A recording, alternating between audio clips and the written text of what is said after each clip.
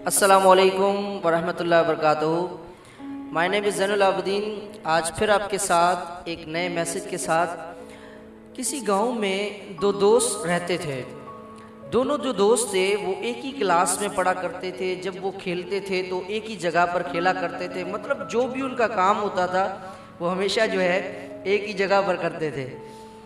तो एक मर्तबा दोनों जो दोस्तों का शौक़ था, जो पहला दोस्त था उसका भी शौक़ था कि यार मेरे पास जो हो वो 2D कार हो, और जो दूसरा था दोस्त, उसका भी शौक़ था कि मेरे पास भी जो है वो 2D कार हो। अब दोनों जो है किसी मसले की वजह से अचानक जो है वो दोनों दूर हो जाते हैं एक दूसरे से।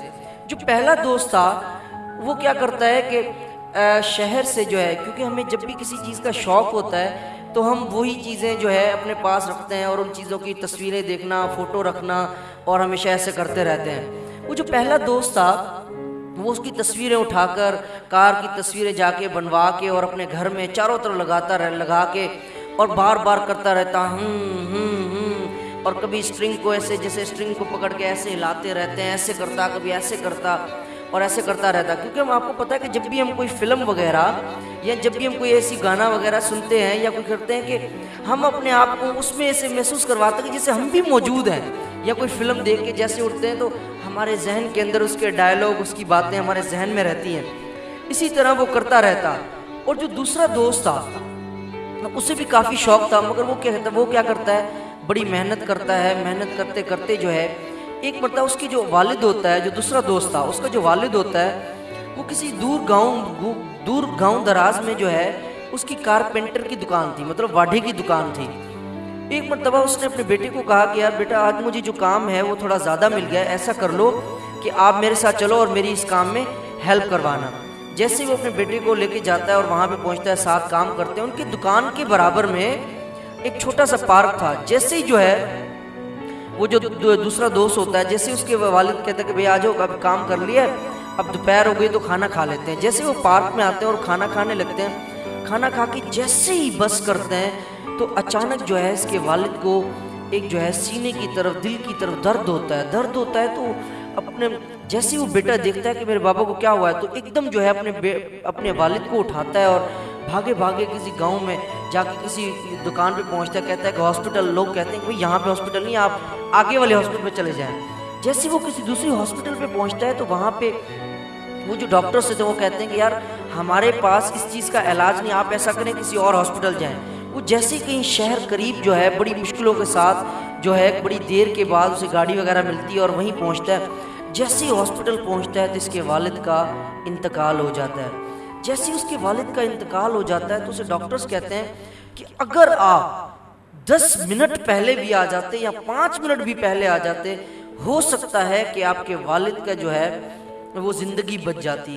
अब आप मुझे बताएं, वो जो दूसरा था, अब उसके वालिद जब चला गया इस जहान से, या हमारे इस दुनिया में अगर किसी की कोई चीज़ ख़त्म हो जाती है और बड़ा कारोबार होता है, वो एकदम अगर ख़त्म हो जाता है तो हम बड़े परेशान से हो जाते हैं और सर पे हाथ रख के और कहते हैं कि अब सब कुछ ख़त्म। अब आप मुझे बताएं कि वो जो दोस्त होगा उसके पास अब दो ही चांसेस थे, या वो हिम्मत करके और मेहनत करता, या वो हिम्मत करके जो है अपने सर पे हाथ रख के बैठ जाता। मगर उसने हिम्मत नहीं हारी और मेहनत की। उसने कहा और रो कर, और आंसू, आंखों में आंसू थे, उसने चिल्लाकर कहा, ये बड़े डॉक्टर बड़ी अस्पतालों में क्यों है, ये छोटे अस्पतालों में क्यों नहीं।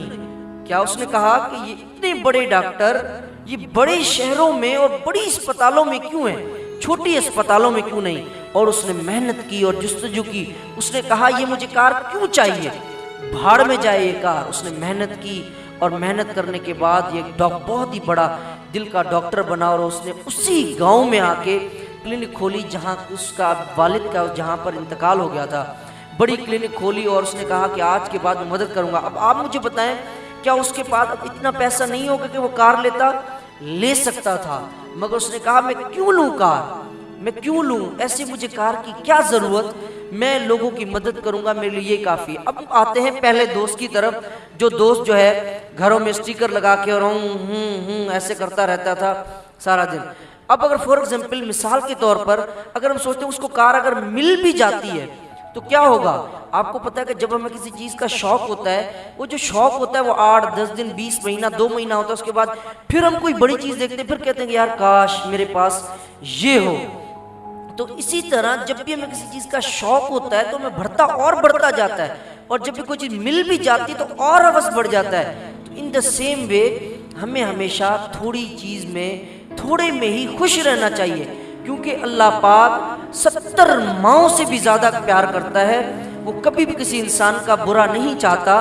तो अल्लाह पाक जो है हर इंसान के साथ भला करता है, और जो भी होता है भले के लिए होता है। आपके पास जो भी है उस थोड़े में खुश रहना सीखें। कम से कम रब का ये शुक्र करें कि आप जब छोटे थे, क्या आपके पास वही चीज़ें हैं? आप जब पहले 2 साल पहले सोचें कि आपके पास कितनी मुश्किलातें थी, आपके पास समझने की जो सलाहियत थी, कुछ करने की जो सलाहियत थी, आपकी जो कंडीशंस थी, वो पहले क्या थी और अब क्या है। तो हर लम्हा, हर घड़ी रब पाक का शुक्र अदा करें। उम्मीद है आप इस छोटी सी 2 दोस्तों की कहानी से बहुत कुछ सीखा होगा। अगर आपको ये कहानी ना भी पसंद आई हो तो आप अपने दोस्तों में शेयर ज़रूर कीजिएगा, ताकि हो सकता है कि आप कोई दूसरा आपका दोस्त, कोई अजीज़, कोई चाहने वाला इस कहानी को सोचकर, समझकर, और उसके जिसकी आंखों पे पट्टी बंधी हुई है, वो हो सकता है कि इस जहालत के अंधेरे से निकलकर और कामयाब इंसान बन जाए। मेरी वेल विशर्स हमेशा आपके साथ रहेंगी। हो सकता है आपका ये मैसेज और मेरा ये छोटा सा मैसेज, मेरी खिदमत, आपकी खिदमत, मेरी और आपकी बख्शिश का सबब बन जाए। My well wishers always with you. Zain ul Abidin को दीजिएगा इजाज़त। अल्लाह हाफिज़।